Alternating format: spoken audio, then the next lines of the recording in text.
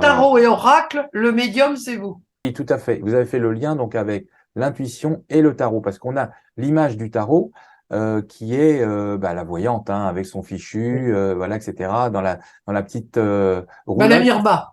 Voilà, Madame Irma, tout à fait. C'est l'idée qu'on se fait du tarot, et alors que l'intuition, finalement, c'est quelque chose même si on ne sait pas toujours ce que c'est, mais on connaît ce terme d'une façon assez naturelle, finalement. Et là, j'ai vu que ça marchait, que c'était complètement différent, que ça libérait la parole. Alors, ce livre, en fait, est très intéressant parce il, il parle à tout le monde. Pour l'entreprise, ce qui est intéressant, c'est en fait, c'est la gestion, ce qu'on appelle des ressources humaines. Les ressources humaines, que l'entreprise soit petite ou grosse, c'est l'ensemble des collaborateurs, les salariés, toutes les personnes qui travaillent ensemble. Et aujourd'hui, on s'en va de plus en plus dans ce qu'on appelle le bien-être au travail, c'est-à-dire de donner de plus en plus la facilité aux collaborateurs de travailler. Alors, c'est dans l'organisation du travail, dans la façon, dans les relations, voilà, et pas forcément dans la hiérarchie, c'est aussi entre les collègues, etc. Et avec la modernité, avec le télétravail, avec tout ça, ça pose des difficultés. Voilà, il y a des blocages qui se font. Et je trouve que le livre est parfait pour ça. Il permet de, alors je dis pas résoudre des conflits ou résoudre, mais en tout cas, il permet de poser les questions de percevoir. Et là, on en revient à l'intuition, hein, de percevoir quelles sont les zones sur lesquelles il faut travailler, les éléments sur lesquels il faut travailler. Votre ouvrage peut s'adresser aussi bien à des personnes qui croient, qui ont des preuves pour elles, qui ont des preuves de choses qui se sont réalisées, aussi bien que de personnes qui n'y croient pas, dont je fais partie, mais qui peuvent parfaitement expliquer des choses grâce à la méthode et grâce à ce que vous nous enseignez. Pour les entrepreneurs, ce qui est intéressant, c'est que on va pouvoir apprendre à poser des questions à ChatGPT. Alors, pour ceux qui connaissent pas ChatGPT, c'est l'intelligence artificielle, on en parle beaucoup en ce moment. C'est quelque chose qui va rentrer dans nos vies personnelles, mais aussi nos vies professionnelles.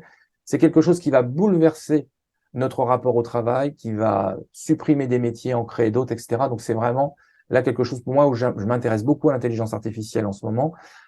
Et quand j'ai lu, Sylviane, dans votre ouvrage, donc comment on formule des questions, mais tout de suite, alors je ne sais pas si c'est de l'intuition, mais tout de suite, j'ai dit, mais ça, c'est comment formuler des prompts. En anglais, on appelle ça un prompt, c'est-à-dire comment on interroge la machine pour lui poser la bonne question avec la bonne formulation.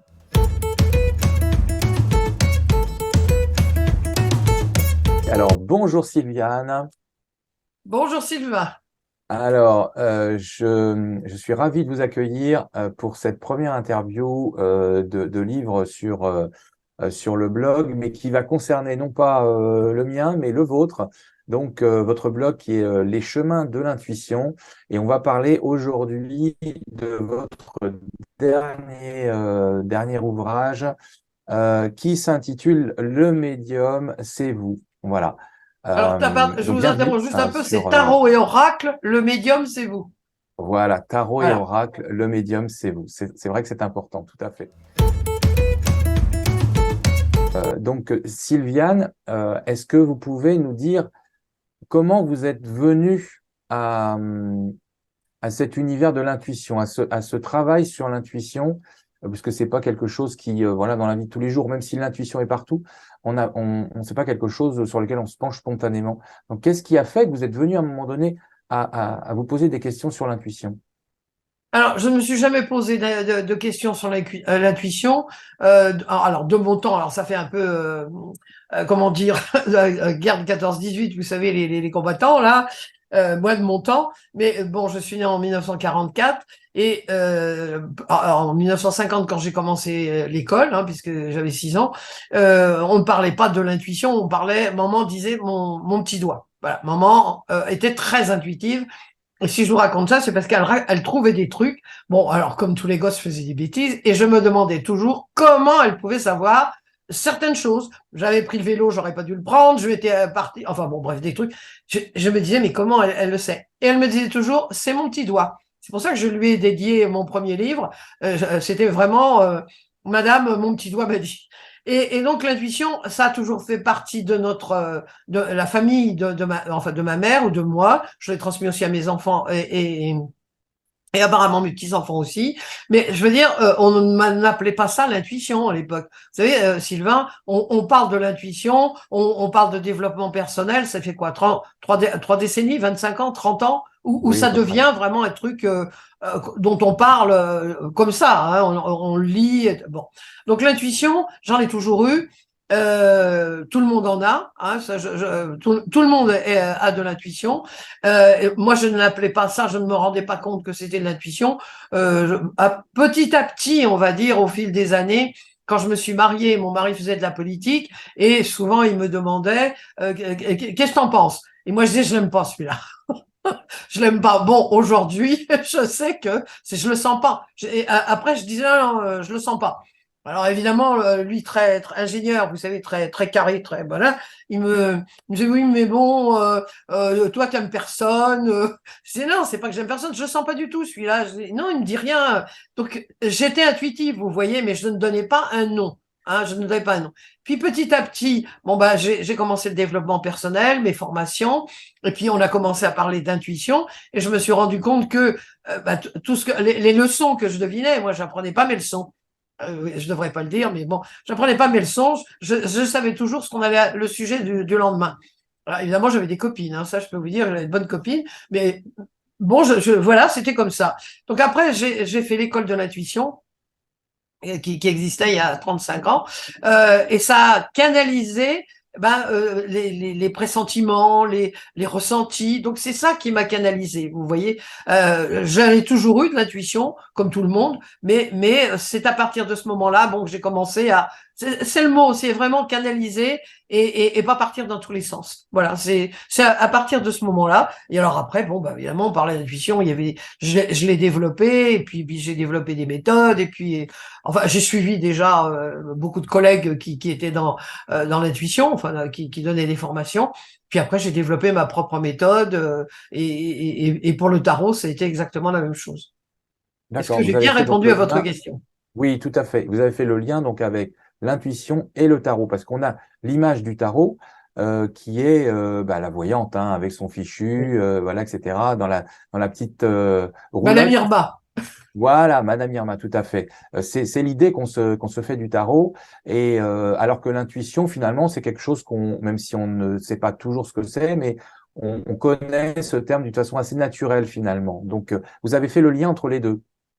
Alors, le tarot, je l'explique dans mon livre, quand j'avais 14-15 ans, enfin, mes parents avaient une amie qui était chef d'entreprise et dont la passion était le tarot de Marseille. Hein.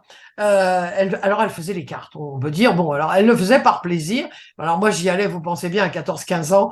Elle me racontait que j'avais rencontré un beau garçon, que si... Enfin bon, des lendemains qui chantaient, comme on dit. Et donc, dès que j'ai eu un peu d'argent, j'ai commencé à acheter des livres sur le tarot de Marseille. Et puis, voilà. Et puis, bon, j'ai suivi des formations au fil des années.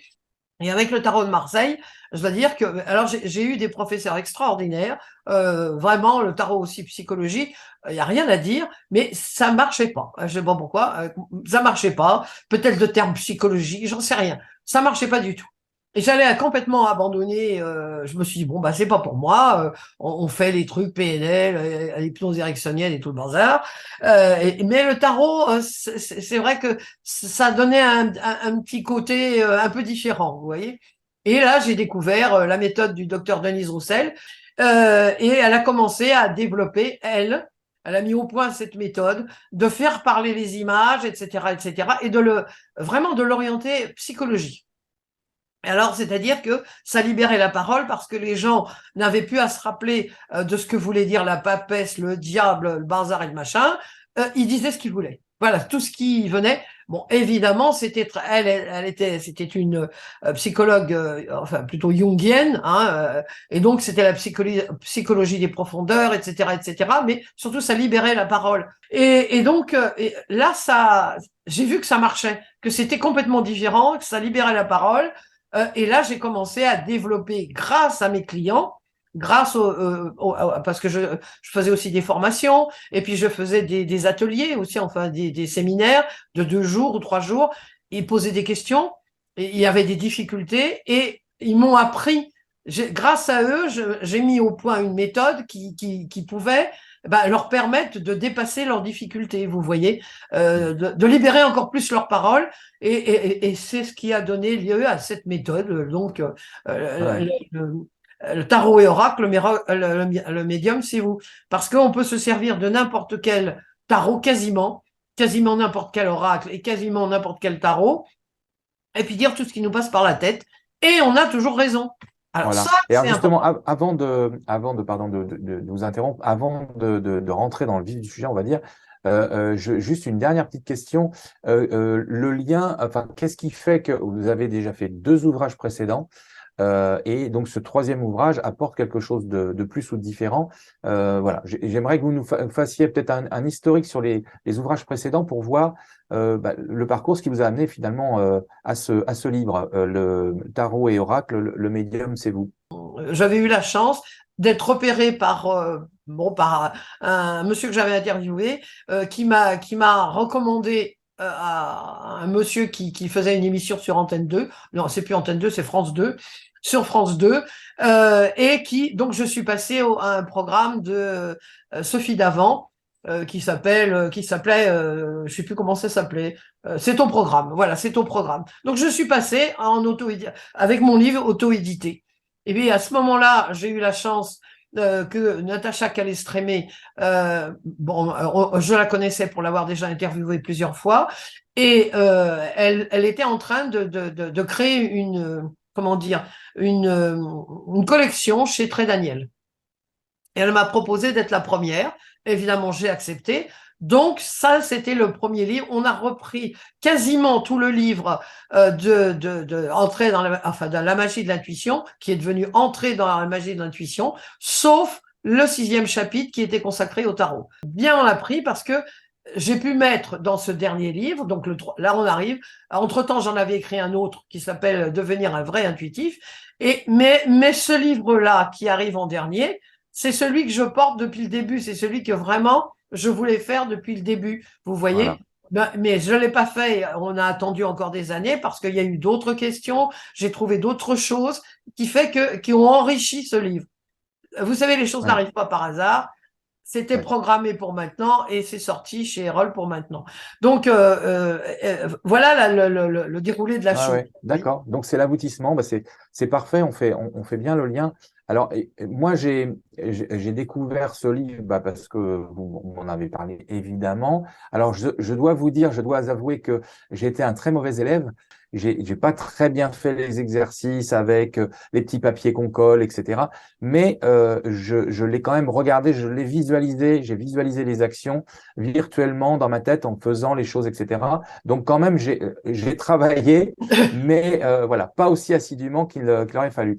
Alors, ce livre, en fait, est très intéressant parce il parle à tout le monde, c'est-à-dire aussi bien aux tout petits, c'est-à-dire les enfants, et vous en parliez, Sylviane, tout à l'heure, les petits, alors accompagnés des adultes, évidemment, ça peut les aider à faire sortir des choses qui ne savent pas forcément formuler, exprimer, parce que c'est pas leur cerveau n'est pas encore complètement formés à ce niveau-là. Donc, ça donne des informations aux parents, voilà, à l'entourage, et puis aussi aux beaucoup plus âgés, à nos seniors. Je pense en particulier à ceux qui ont des soucis de santé cognitifs, des maladies d'Alzheimer, etc.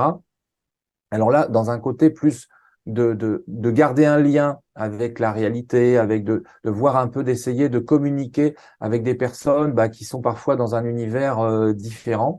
Donc ça peut être aussi intéressant.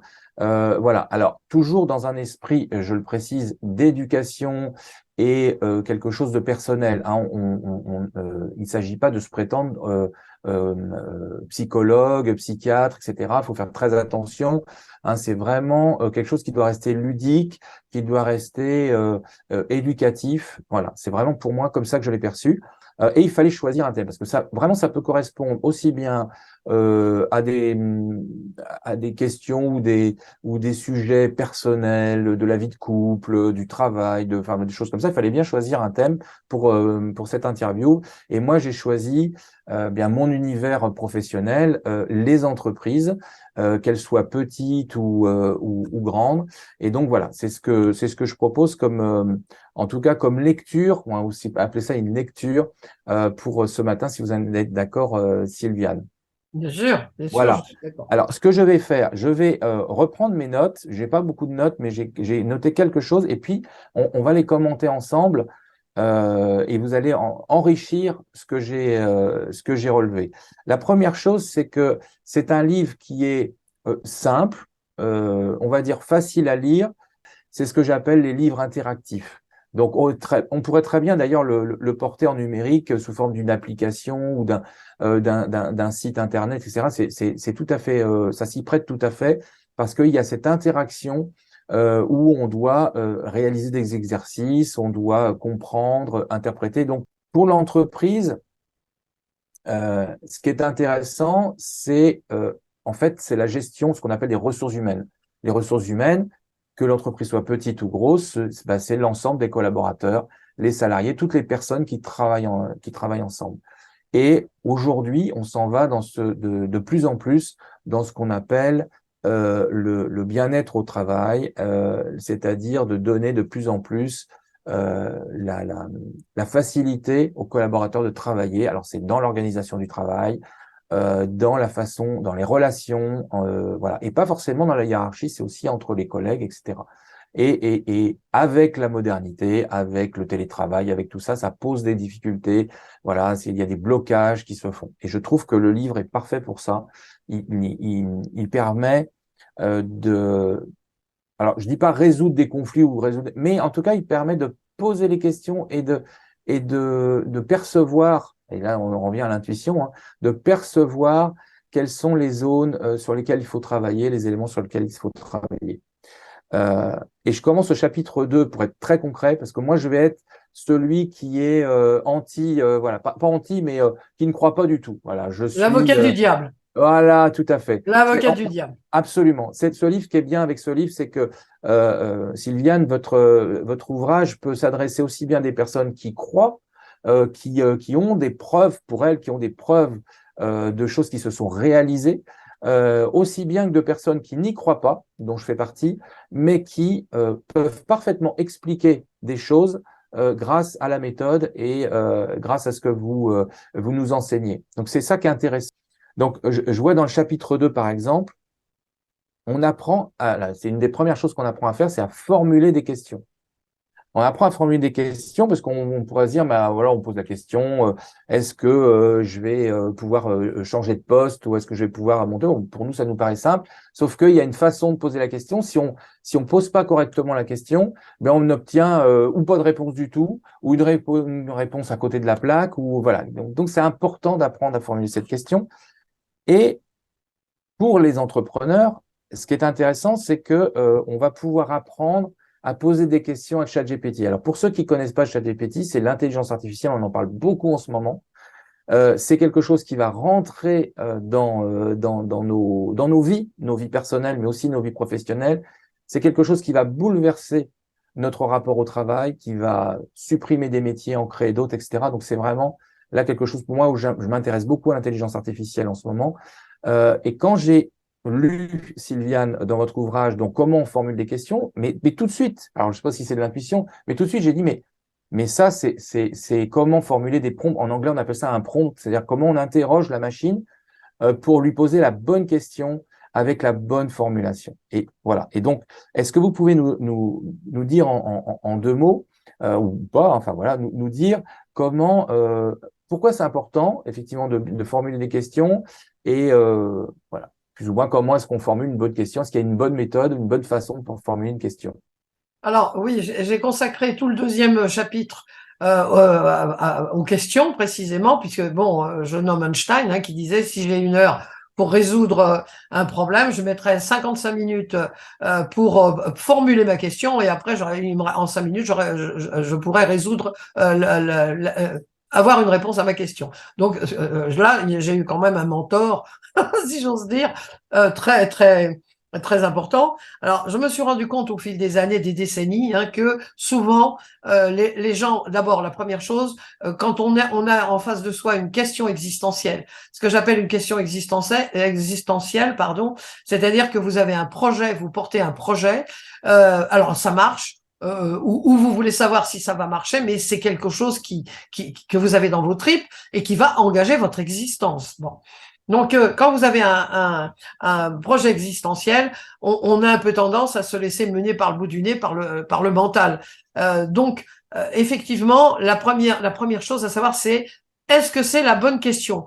Je donne l'exemple tout à fait qui arrive fréquemment. Quelqu'un, par exemple, une dame ou un homme, ou enfin un consultant, va me dire est-ce que mon divorce va bien se passer?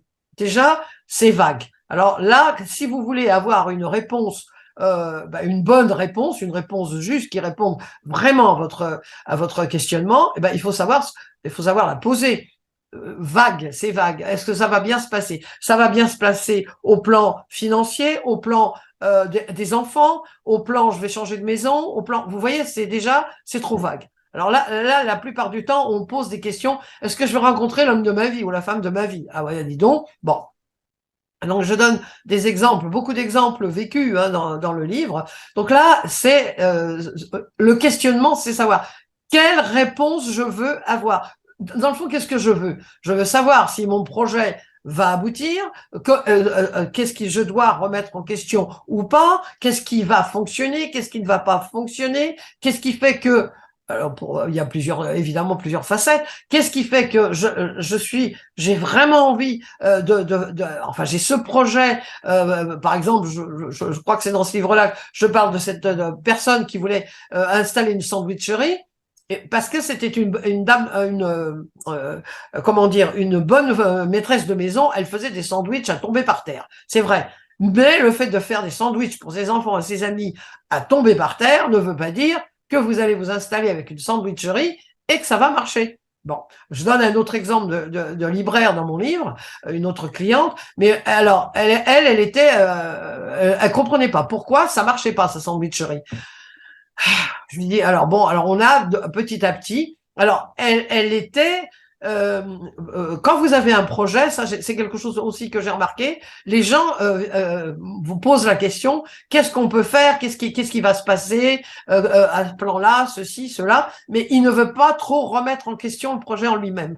Vous voyez? Donc la question, ils ont peur inconsciemment, hein, on sait très bien que c'est pas le conscient qui mène la danse, c'est l'inconscient. Alors ils peuvent avoir peur de la réponse, que par exemple, on va reprendre l'exemple de la sandwicherie, que la sandwicherie, elle a pas elle a pas demandé. Alors la banque ne lui prêtait pas d'argent, bien sûr, parce qu'elle n'avait pas fait de plan. Elle avait mis complètement la charrue avant les bœufs. Elle avait loué un truc, mais alors un truc pareil, hein, alors vraiment. Alors, elle avait un loyer, elle n'avait pas encore de revenus, elle avait oublié qu'il fallait qu'elle paye l'URSSAF, elle avait payé qu'il fallait qu'elle ait un comptable, il fallait qu'elle ait enfin toute la main d'œuvre. Voilà, elle faisait des sandwichs, hop, on s'installe dans une sandwicherie. Donc, elle avait inconsciemment, évidemment, que quand on a fait comment dire, elle a fait son tirage. Ah ben, alors il y avait l'environnement. Alors son mari se rendait bien compte que il lui disait bon alors elle n'entendait pas du tout parce qu'il faut bien comprendre que on n'entend pas tout, hein. On ne comprend pas tout, on n'entend pas tout. Des fois, on est convaincu qu'on entend et que on est dans le bon truc, et puis pas du tout. Il y a le déni, ce qu'on appelle le déni, vous voyez. Donc là, le questionnement, déjà se posait pas les bonnes questions. Quand elle voulait savoir, elle était tellement convaincue qu'elle était qu'elle était bien partie, que tout ce qu'elle faisait c'était bien, qu'elle avait complètement occulté le reste. Donc le questionnement, il a fallu d'abord savoir qu'est-ce qu'elle voulait vraiment. Est-ce qu'elle voulait vraiment pourquoi elle voulait installer cette sandwicherie? Pourquoi est-ce qu'elle voulait gagner de l'argent avec? Est-ce que c'était son mari avait une très bonne situation. Alors est-ce que c'était bon, on l'a bien découvert après qu'elle voulait se séparer de son mari, donc elle avait besoin financièrement de gagner sa vie. Vous voyez, ça recouvrait sans savoir pourquoi ça n'avançait pas son projet. finalement, c'était pas ça qu'elle voulait poser. Il y avait tout un tas de choses comment dire, en amont qui n'étaient pas résolues. Donc la question c'était pas la bonne question. Au fil des décennies, bon, j'ai découvert comment dire, la méthode Toyota, hein, qui est maintenant aujourd'hui bien connue dans le business et puis dans le développement personnel, où on pose des questions pour aller toujours plus profondément pour savoir quelle est la vraie question. Le questionnement, tout le monde se dit au départ, bon, évidemment, je veux savoir si mon affaire va fonctionner. Mais en réalité, cette dame avec sa sandwicherie, c'est pas ça. Elle voulait savoir si effectivement elle allait, c'est une question qu'on se pose souvent, hein, ou en cas de divorce ou en cas d'installation, il y avait sa séparation d'avec son mari, il y avait financièrement comment elle allait s'en sortir. Enfin, vous voyez, il y avait tellement de choses que effectivement le projet n'avançait pas. Mm. Et au-delà de ça, elle était absolument pas préparée pour faire sa sandwicherie. C'est pas parce que vous cuisinez très bien que vous êtes un cordon bleu que vous pouvez vous installer avec un restaurant. Vous savez, Sylvain, c'est Oui, oui. pas comment dire, du travail. C'est pas parce qu'on est une bonne maîtresse de maison qu'on va faire, moi j'en sais rien, qu'on va faire déjà une sandwicherie ou qu'on va faire un restaurant. Mm. Donc le questionnement, il est essentiel et c'est pour ça que j'ai consacré un chapitre entier. Oui, oui, Et, tout à fait. Il est très important ce chapitre, hein. Donc, on voit bien là, à travers ce que vous dites, que on peut tout à fait transposer à une question sur l'outil, le chat intelligence artificielle. On peut arriver à poser la bonne question et même, comme vous le dites, peut-être à poser une question qui est la bonne question en fait. Comment est-ce qu'on formule la bonne question? Page 40, on apprend à reformuler des accroches de titres et en fait, en fait, on apprend à reformuler les questions. Vous dites, et moi je l'ai transformé, on apprend à reformuler des accroches de titres et de publicité Google. Pourquoi? Parce que dans beaucoup d'entreprises font de la publicité, ont des blogs, ont des sites, etc., font des articles. Et donc, on a tous ce satané titre qu'on doit faire, qui doit oui, résumer, on ne sait jamais comment le faire. Et alors, avec la publicité, quand on paye de la publicité, c'était encore pire parce qu'il faut trouver la bonne accroche, etc. Et j'en avais déduit que effectivement cet exercice sur le retravail des questions, enfin voilà, donc ce que vous nous demandez de faire, ça permet aussi de nous apprendre à retravailler alors nos titres de blog, d'articles, nos titres de publicité, etc. Mais effectivement, on reste dans cette question, dans cette idée de question où on voit bien que apprendre à poser les bonnes questions, apprendre à formuler les bonnes questions, et en plus vous le faites écrire, donc c'est bien parce que l'écriture, elle ajoute quand même quelque chose dans l'apprentissage, dans la mémorisation. La structure du cerveau est pas la même quand on lit, quand on regarde des oui. images ou quand on écrit. On fait pas appel aux mêmes zones du cerveau et donc c'est important aussi ce côté d'écriture. Voilà, donc c'est pour les entrepreneurs, pour ceux qui sont dans les services marketing ou autres, c'est aussi un chapitre important et tout à fait intéressant. Le chapitre 3, alors là, on commence déjà un peu, parce qu'en fait, vous le dites d'ailleurs au début hein, du livre, quand on prend le livre, on a envie d'aller tout de suite à l'interprétation, tout de suite, voilà, on veut tirer les cartes, on veut, voilà, c'est ce qu'on veut faire, mais non, il faut passer par des exercices préalables. Et là, chapitre 3, on commence effectivement à découvrir cet univers du tirage, qu'est-ce que c'est un tirage, quelles sont les différentes façons de tirer. Et donc, on apprend, vous allez nous préciser ça tout de suite, les différents types. Donc, moi, j'avais noté qu'il y avait le tirage en aveugle. Et le tirage en aveugle, vous allez nous dire tout de suite ce que c'est. Ce que j'ai trouvé d'intéressant, c'est que quand on a des gens qui travaillent en binôme dans une entreprise, on peut leur faire un tirage en aveugle. Voilà. Et ça peut être sur un projet, ça peut être même comme ça.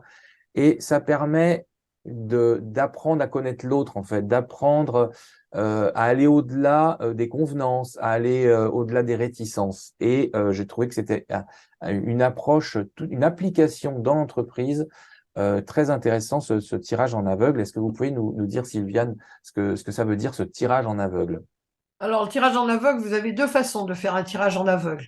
Le premier tirage, c'est la première façon, je veux dire, en aveugle, c'était vous demander à quelqu'un de faire l'interprétation, de décoder votre carte et de faire l'interprétation. C'est-à-dire que la personne, vous connaissez la question, mais la personne va répondre en aveugle. Elle ne sait pas du tout quelle est la question, à quoi elle va répondre, rien du tout. Ça, c'est la première chose. Donc, vous avez quelqu'un qui va répondre à votre place. Bon. C'est quelque chose que je recommande quand vous avez une question existentielle ou quelque chose qui vous tient vraiment à cœur, pour éviter que votre mental diablotin puisse se mêler de... Parce qu'il est très rapide, hein, ça. Alors là, des fois, on est convaincu que c'est l'intuition qui a répondu, mais hop, il a déjà eu le temps de vous court-circuiter. Donc là, le tirage en aveugle, ça a cet avantage. Vous savez quelle est votre question, mais la personne qui va faire l'exercice à votre place ne la connaît pas. Donc, elle va à l'aise, elle va vous dire absolument tout ce qui lui passe par la tête. Vous suivez, elle va suivre le questionnement, hein, puisqu'il y a un questionnement. Elle va y répondre, c'est enregistré, et vous aurez ensuite l'interprétation. Elle va interpréter aussi.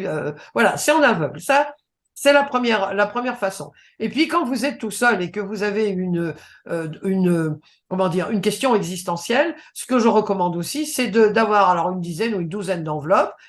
Et puis vous avez déjà, vous savez formuler votre question. Alors vous prenez un petit papier, alors ça n'a pas besoin d'être aussi gros, que vous mettez dans 10 ou 12 enveloppes. Alors vous choisissez 12 enveloppes rigoureusement identiques.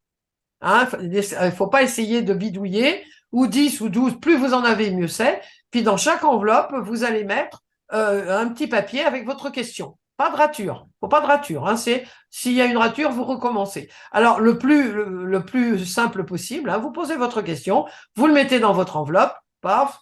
Alors vous mettez des questions importantes, pas importantes, des questions qui vous tiennent à cœur, etc., etc. Et puis vous les mélangez. Et puis, vous en tirez une. Donc, vous ne savez pas, puisque vous allez bien mélanger vos cartes. Évidemment, on met pas de numéro, hein, ça c'est sûr. On met rien qui puisse vous dire, vous indiquer à quoi vous répondez, bien sûr. Donc, vous les mélangez. Et puis, vous tirez votre enveloppe et vous y répondez.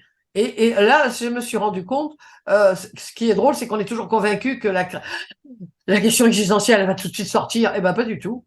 Souvent, c'est des questions anodines qui sortent. Alors, parfois, et ça arrive, quand vous êtes tout seul face à vous-même, on dit, oh là, cette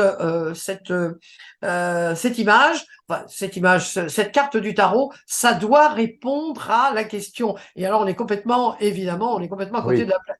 Alors, pour revenir, vous, dans les entreprises, eh bien, ça, c'est quelque chose qui est en aveugle. C'est, par exemple, il y a une question qui est posée. Après, je vais parler du double aveugle. oui, Une question en aveugle, c'est-à-dire, alors, mettons la DRH, elle a une question, hein, elle a une question en tête par rapport à vous ou par rapport à une autre personne, ou on peut le faire de n'importe quelle façon. Enfin, je veux dire, il y en a un qui connaît la question et l'autre pas. Ça, c'est sûr. Celui qui décode ne connaît pas la question. Ça, c'est fondamental. Et donc, après, vous interprétez, et la personne qui a posé la question dans sa tête va vous dire, ah ben voilà, c'est comme ça, c'est comme ça.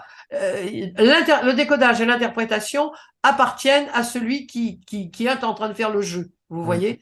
Et puis oui. après, la personne qui a posé la question, ah, ma foi, elle dit, bah voilà, t'as répondu. Vous savez, ça tombe toujours pile poil.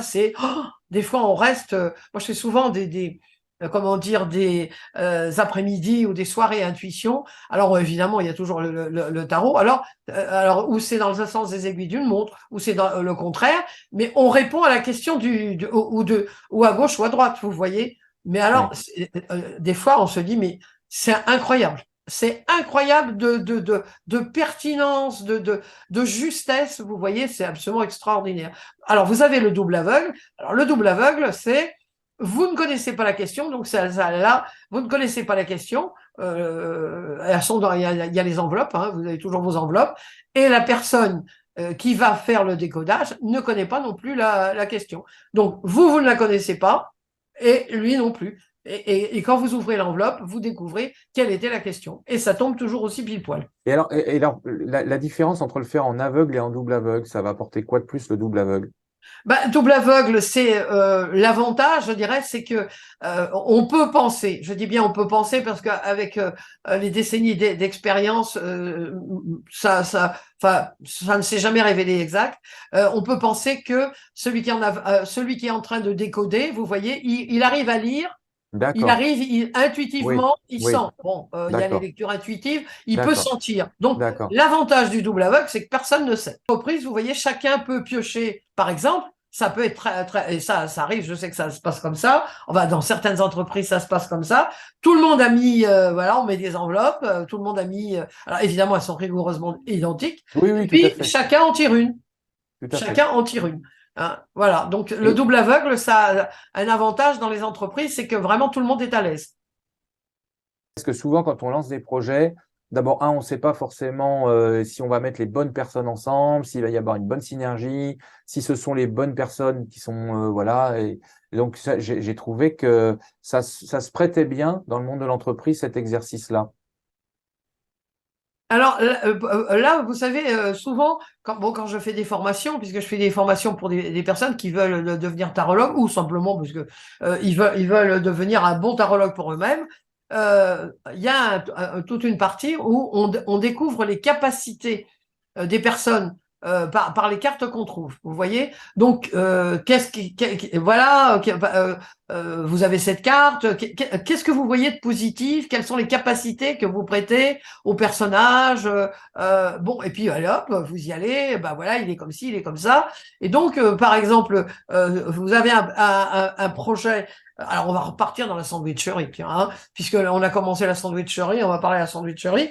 Par exemple, alors, je me rappelle plus, c'était il y a longtemps, mais imaginons la personne aurait trouvé détermination. Ben, on voit, c'est une personne déterminée qui n'a pas peur de se lancer, parce qu'il y a tout un tas d'exercices qui libèrent la parole. On raconte des Oui, histoires. oui, c'est vrai. Hein, on peut, voilà, il était une fois. Alors voilà, même si on est bloqué, on arrive à débloquer la parole. Donc vous racontez tout un tas d'histoires. Ah oui, il était courageux parce que si, parce que ça.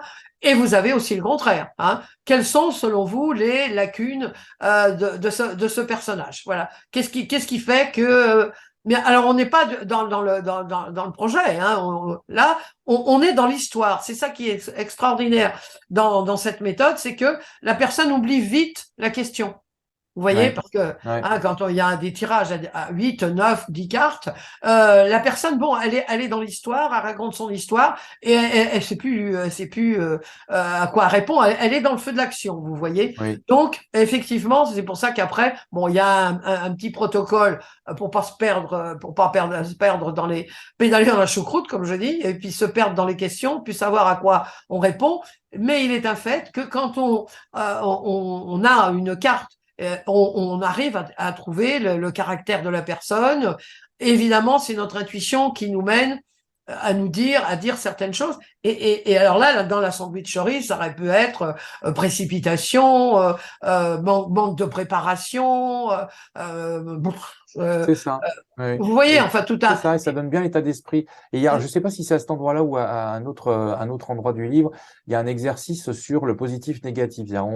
On prend on a une carte et on doit dire ce qu'on trouve de positif dans cette carte et après l'exercice inverse et on doit faire voilà, on doit inverser en fait sur le même sujet. Et alors c'est intéressant parce que et moi je me suis trouvé dans des positions bien souvent quand dites négatives. Ben, j'ai même, je vois rien. Quand c'était pour dire quelque chose qui était, qui faisait peur ou qui avait, voilà, qui était négatif, j'ai, je vois rien. Elle me pose pas de problème. Cette carte-là, tout va bien. La fille est heureuse, etc., etc. Et donc, ça permet à celui qui écoute à ce moment-là de voir l'état d'esprit de la personne qui s'exprime à ce moment-là. C'est vraiment important. Et puis il y a aussi, à un moment donné, vous savez, il y a des cartes, enfin des cartes qui, on les voit, bon, elles nous paraissent sympathiques. Mais par exemple, si vous êtes dans un projet et que cette carte-là que vous allez sortir correspond à ce qui pose problème, elle peut pas être positive. C'est là, il faut tirer quelque chose de cette Oui, carte qui vous semble oui, positive, il faut Oui, tirer quelque chose qui l'est un peu moins. Alors, ouais, rien n'est jamais ni positif ni négatif, parce que le but quand même de tous ces tirages et le but de faire un tirage, c'est de trouver, de remettre en question peut-être des positions, peut-être oui, des orientations, oui. hein, et effectivement, ah bah oui, elle est positive, mais ah oui, elle est joyeuse, elle rit, elle est contente, elle s'amuse. Je pense à une carte en particulier qui me vient spontanément. Ils sont en train de fêter quelque chose. Oui, oui, peut-être que vous fêtez, peut-être que effectivement vous êtes trop peut-être dans la rigolade. Ils rigolent, vous voyez. Donc Ouais, ouais, tout à euh, fait. Oui, oui. c'est là, là, c'est effectivement grâce à toutes les personnes qui disent ah oui, mais cette carte pour moi elle est positive. Ben oui, mais elle est dans une position où justement faut trouver ce qui pose problème. Donc Exactement. ça peut pas être Et du c'est positif. et c'est un très très bon exercice parce que ça nous apprend aussi pour ceux qui ont des difficultés à quand on fait un projet ou bon, un travail, voilà, on doit faire ce qui nous plaît en premier, voilà, mais il y a aussi des choses qui nous plaisent moins, des choses pour lesquelles on a des facilités, d'autres moins, et ça nous apprend à aller dans des choses où on va pas forcément avoir de facilité. Ça peut être l'inverse de ce qu'on vient de dire, c'est-à-dire quelqu'un qui voit tout noir, qui voilà, pour lui, il y a rien qui va, il y a rien qui est machin, etc. Et d'aller l'emmener vers comprendre, vers avoir des mécanismes qui lui permettent de voir des aspects positifs là où il les voit pas. Donc vraiment, j'ai trouvé que ce passage-là était intéressant. Enfin, ils sont tous intéressants, mais c'est vrai qu'on se rend compte qu'on peut l'appliquer directement et de façon pratique dans l'entreprise. Et là, je me suis arrêté, donc je suis à peu près à la moitié de mes questions. Et à ce moment-là du livre, je dis, je me dis, mais il y a quelque chose qui revient sans arrêt, sans arrêt, sans arrêt, et je ne l'ai pas vu, j'ai pas vu l'explication, je ne comprends pas pourquoi on nous demande de noter la date tout le temps, tout le temps, tout le temps. On nous demande de noter la date. Mais à quoi ça sert de noter ça? Alors, Sylviane, voilà, répondez à cette Alors question qui là, m'inquiète turlupine. je l'ai mis, hein, il y a une explication, hein, il y a une explication, mais je vais quand même vous la redonner. C'est que c'est important d'avoir un cahier de tirage, un cahier de tirage comme vous avez un cahier ou un petit carnet d'intuition où vous notez ou les signes intuitifs, les prémonitions, tout ça. Enfin, tout ce qui sort aussi de l'ordinaire, c'est important de faire d'avoir un carnet de tirage, vous voyez. Et vous mettez la date, pourquoi? Parce que quand vous allez vous tromper, parce que tout le monde se trompe, hein, quand vous allez vous tromper, vous allez dire, ah oui, à cette date-là, j'avais tiré cette carte-là et j'avais mis ce décodage et cette interprétation. Parce qu'évidemment, vous pouvez bien imaginer qu'il y a des fois, le mental, il va vous dire, ah oui, ça veut dire ça. Ça veut dire ça, tu penses, je pense que ça veut dire ça.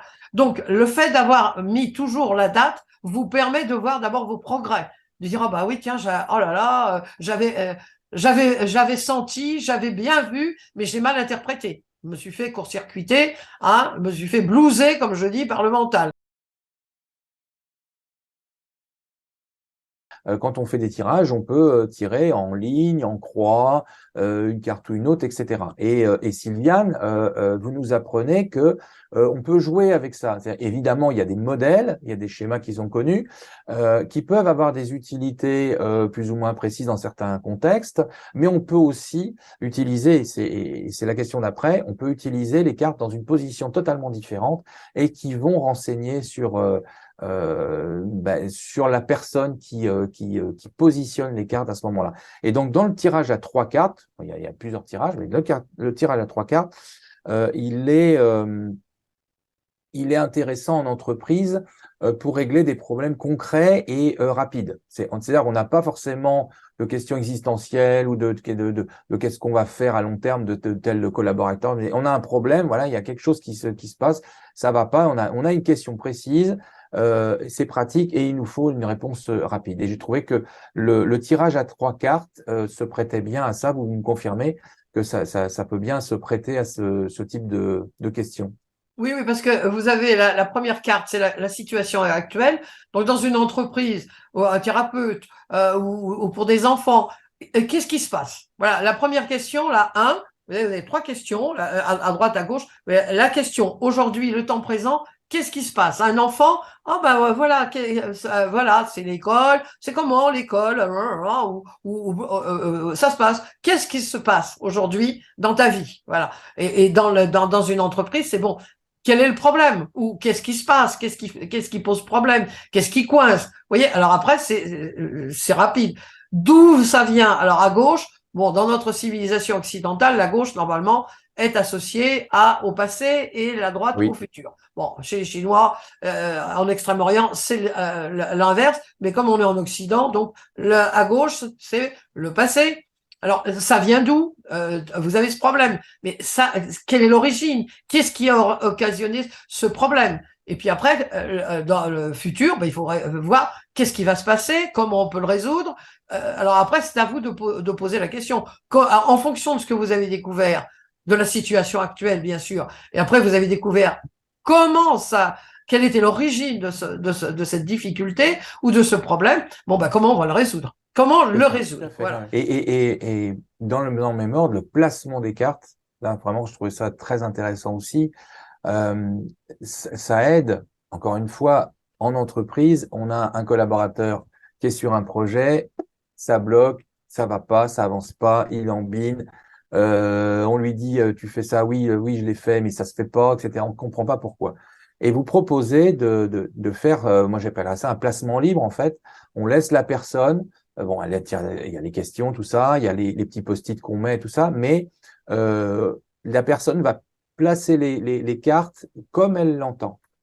Et en fait, c'est pas tant la carte elle-même qu'on va lire, mais l'endroit où c'est posté et la signification avec le petit post-it, la signification de qu'est-ce que veut dire la carte, voilà, qu'est-ce qu'on donne comme intention à cette carte.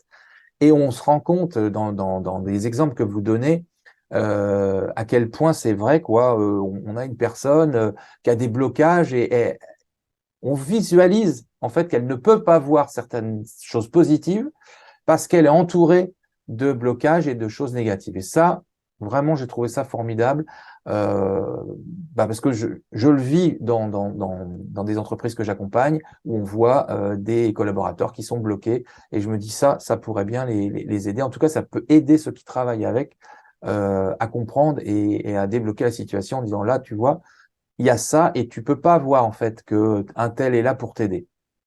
Mais je me suis rendu compte que en laissant libre la personne, alors il faut leur laisser quand même une table suffisamment grande, je leur dis, bon ben voilà, vous disposez vos cartes. Alors voilà, vous avez 10 cartes. Alors vous, par exemple, on va dire, le projet en lui-même, votre travail, on va dire dans une entreprise, votre travail, vous, dans votre travail. Ok, voilà.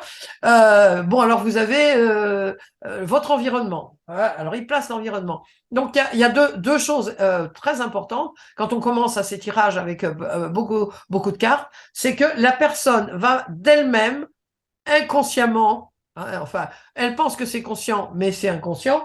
L'intuition va la guider déjà tout de suite. On va avoir une première impression. C'est-à-dire que vous avez devant vous je pense à quelqu'un en particulier, je vais en parler. Vous avez comment dire, vos cartes, et on se rend compte, par exemple, là j'ai eu il y a quelques jours une personne qui a un projet de s'installer, voilà. Et alors, elle a son projet complètement en l'air, complètement en l'air. Et le futur, mais alors le futur, on le voit pratiquement pas. Et puis, alors il y a le projet complètement en l'air, mais complètement en l'air. Et puis tout autour, mais alors on aurait dit, vous savez, une espèce de tranchée remplie. Alors l'environnement, les barrières extérieures, les barrières intérieures, ce que je m'interdis, et alors, il y avait le projet tout en haut, et puis tout, une espèce de lit. Elle les avait mises comme ça, vous savez, en diagonale. Ah oui, C'est-à-dire elle que le pouvait pas y futur, atteindre. c'était, et je me suis dit, alors la première chose que je lui ai dit, je lui ai dit, eh, qu'est-ce qui vous, elle est en formation avec moi.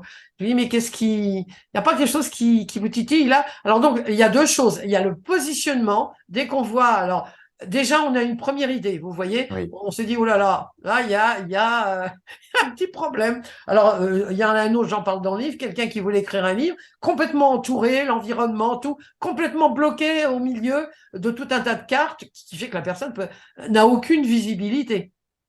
Donc, il y a déjà cette première impression qui ne, on dit, oh, là, Vous n'avez pas, vous vous rendez compte là de quelque chose? Alors, on laisse les cartes hein, comme ça. Il y a toujours deux tirages. C'est-à-dire, il y a un état des lieux, ce que je trouve important de faire. La première chose, c'est l'état des lieux. Les choses telles qu'elles se présentent, avec nos barrières, nos blocages, etc., etc. Et puis après, il y a, une fois qu'on a pris connaissance de tout ça, qu'est-ce qu'on va faire avec ce qu'on a appris? Parce que c'est pas le tout d'apprendre des trucs. Après, ben, il faut en faire quelque chose. Hein. Oui, Donc là, la personne, évidemment, dit, bah oui, elle me dit, oui, là, je me rends compte que, ouais, mon projet, il n'a pas beaucoup de chances d'aboutir parce que il y a, c'était en diagonale, c'était impressionnant. Et après, vous ouvrez votre tarot.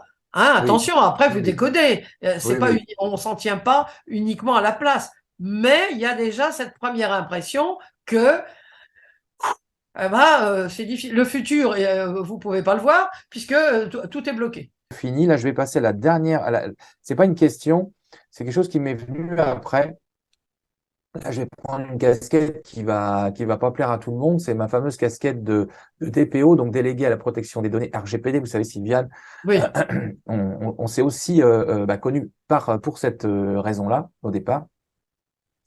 Donc, il faut respecter les données. Et on pourrait dire qu'est-ce que vient faire le RGPD dans cette affaire d'intuition et dans ces tirages. Alors, je rappelle qu'on est dans le monde de l'entreprise. Hein. Quand on est dans sa vie privée, dans son cercle privé, c'est différent. Là, je vais m'adresser à la fois aux entreprises qui souhaiteraient utiliser, et je les invite à le faire, hein, utiliser le livre de Sylviane pour aider leur cohésion d'équipe, mais également aux praticiens, hein, ceux qui vont utiliser l'ouvrage et la méthode de Sylviane dans leur activité pour leurs clients ou leurs patients, voilà, pour les personnes qu'elles accompagnent. Eh bien, effectivement, tout ce que va vous apprendre Sylviane dans son livre, ça va dégager énormément de données personnelles, des données qui sont bien souvent intimes, souvent même que la personne ignore, hein, ou en tout cas elle n'en a pas conscience. On l'a dit, il y a beaucoup de références à l'inconscient. Donc elles sont hautement personnelles, ces données-là. Et comme on a le cahier, on a deux choses, on a l'enregistrement, puisque je l'ai pas dit, mais on nous demande dans ce livre d'enregistrer. C'est important parce que c'est vrai que sur le moment, on n'a pas conscience de tout. Donc l'enregistrement va permettre de bien assimiler après, de réécouter. Voilà, donc c'est important, mais c'est un enregistrement. Donc on enregistre la donnée, ce que va dire la personne, et puis on va le noter dans un cahier. Voilà, et donc tout ça, bah, ce sont des données personnelles qui sont enregistrées. Donc il y a un protocole mais qui est le même que pour toutes les données personnelles. Quand on va, alors soit pour un praticien, soit en entreprise, on va d'abord demander l'accord de la personne. Alors moi, je conseille de parler d'abord, d'aborder le sujet, de présenter quelle est la méthode, à quoi ça sert, etc., dans les grandes lignes, pour que la personne soit vraiment pleinement informée de ce qui va se passer et qu'elle n'ait pas l'impression juste de jouer à Madame Irma, comme on disait tout à l'heure. Donc c'est vraiment important qu'elle ait conscience que elle va même parfois, sans le savoir, livrer des informations, donner des informations personnelles, donc qu'elle en soit consciente. Et puis de garder eh bien toutes les sécurités par rapport aux enregistrements que vous allez réaliser, à tout ce que vous allez écrire. On laisse pas le carnet de questions comme ça sur un coin de table ou sur un bureau. Hein, c'est voilà, on le ferme à clé quelque part. L'enregistrement c'est pareil. On partage pas ça avec ses collègues pour rigoler en disant t'as vu ce qu'il a dit, oh machin c'est rigolo. Voilà, il y a quand même un côté pas médical, mais je dirais qu'il y a quand même, euh, on doit avoir quand même une certaine réserve par rapport à ce qui va se passer. Vraiment, moi, c'est ce que je conseille. Voilà, c'était le dernier petit point que je voulais mettre pour dire que c'est un livre qui est très sérieux, qui est très utile, qui va être utile pour toutes les entreprises, les TPE, les PME, les indépendants, les praticiens. Vraiment, ça peut servir à beaucoup de monde. Et donc, comme tous les outils, ce sont des outils qui ne sont pas anodins, voilà. Et donc, on doit apprendre à s'en servir. et tout en protégeant les personnes que l'on va aider. Voilà ce que je voulais dire sur ce livre et merci beaucoup Sylviane encore de Est-ce que je m'avoir peux ajouter quelque confié. chose par rapport aux données, là, justement, hein, parce que ça, c'est Allez-y, allez-y. important. Hein. Moi, personnellement, donc, quand je fais une consultation, tout est enregistré. Et j'envoie l'enregistrement à la personne. Dès l'instant que la personne, donc je le dis, ça va être enregistré, je vous envoie. Et dès que l'enregistrement est téléchargé, je le mets à la poubelle. Très bien, c'est Pour très moi, je bien. ne conserve absolument rien. Parfois, des personnes me disent, ah oui, ah non, je dis, moi, tout est détruit. Par Oui, rapport aux consultations, puisque bon, maintenant, je ne donne plus de consultations, mais quand j'étais thérapeute, évidemment, il y a oui, le secret du métier, hein, tout oui, ça. tout Bon, à dans fait. les entreprises, généralement, ce qu'elles font, enfin, je peux vous dire, les personnes, il y a deux façons de le faire. Ou la personne, le thérapeute, donne son dossier à la personne qui a fait ce tarot, enfin, voilà, tout simplement. L'enregistrement, c'est pareil, elle le lui donne. Et c'est terminé. Elle prend quelques indications de travail, bien sûr, mais la thérapie, c'est différent parce que nous, on est tenu au secret professionnel. Donc là, il y a pas de problème. Dans les entreprises, de la façon dont ça marche, les DRH, ils redonnent intégralement, comme moi je fais, hein, ils redonnent l'enregistrement est terminé. Et comme vous dites, on laisse pas traîner, on rigole pas. Il y a aussi, je n'ai jamais en 40 ans eu de problème par rapport aux ateliers. Dans tous les ateliers que je faisais, pas seulement de tarot, sur le saboteur et tout ça, les personnes se livrent et il y a des choses extrêmement puissantes les personnes se dévoilent. Bon, eh bien, je n'ai jamais eu en 40 ans d'exercice quelqu'un qui a dit, oh, tu te rappelles, il a dit ça. Jamais. Très bien. C'est quelque chose, c'est important aussi de dégager aussi, de donner cette sécurité aux Oui, personnes avec lesquelles on va travailler. Tout ça, oui, c'est une question de confiance. tout à fait, tout à fait, tout à fait. Eh bien, écoutez, merci. Je pense, Sylviane, qu'on va vous retrouver très prochainement dans alors d'autres ouvrages, j'imagine, mais je crois que vous avez en préparation quelque chose de plus numérique, de plus média, on va dire.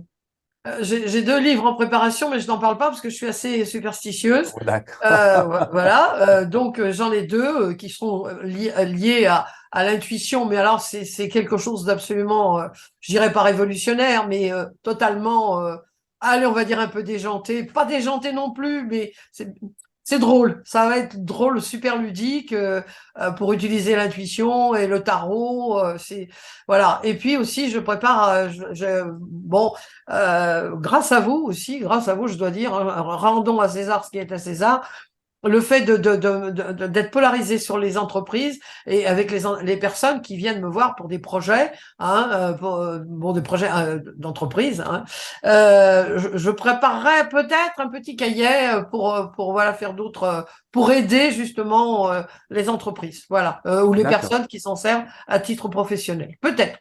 J'ai pas dit, d'accord. j'ai pas dit que Ok. c'était ça. Et avant ça, donc on peut vous retrouver bien sûr très régulièrement sur votre blog. Donc on peut s'abonner à votre blog pour avoir les articles. En ce moment, c'est un par semaine, hein, mais généralement, c'est trois par mois. Hein. Ça dépend du temps que j'ai. Et je rappelle aussi que vous avez une chaîne YouTube, Oui. donc Sylviane Young, qui regroupe beaucoup de vidéos, alors des interviews de livres, des choses qui soient plus ludiques, voilà, des choses très intéressantes aussi et qui sont là comme une archive et sur lequel peut-être seront retranscrits les lives Facebook. Également pour les personnes qui préfèrent utiliser YouTube. Donc c'est aussi aller voir la chaîne de Sylviane, mais je mettrai tout ça de toute façon dans les commentaires ou dans l'article qui accompagnera cette vidéo. Voilà. Eh ben écoutez, Sylviane, merci mille fois encore. Je Moi, je vais vous vous dire remercie, à c'est moi qui vous très remercie. bientôt. Voilà, à très bientôt, Sylviane.